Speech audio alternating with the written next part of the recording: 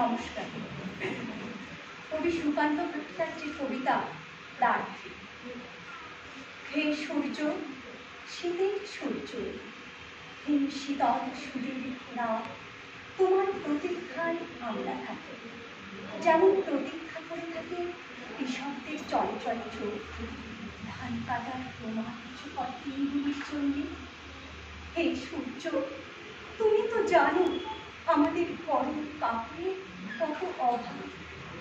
সারা রাত খড়কুটো জ্বালিয়ে এক টুকরো কাপড়ে কান থেকে কত কষ্টে আমরা শীত খাই।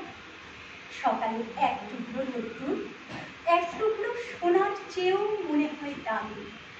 ঘর ছেড়ে আমরা এদিক ওদিকে যাই এক টুকরো রোদ্দুরের তৃষ্ণায়।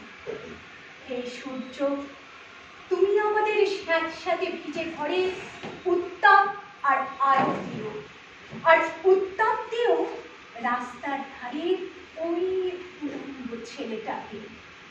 হে সূর্য, তুমি আমাদের উত্তাপ দিও। শুনেছি তুমি এক জ্বলন্ত অগ্নিপিণ্ড।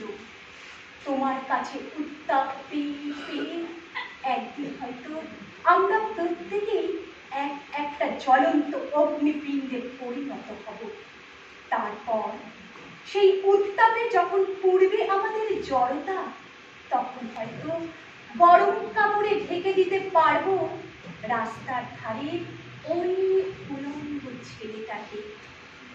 আজ কিন্তু আমরা তোমার অকৃপণ উত্তাপের প্রার্থী।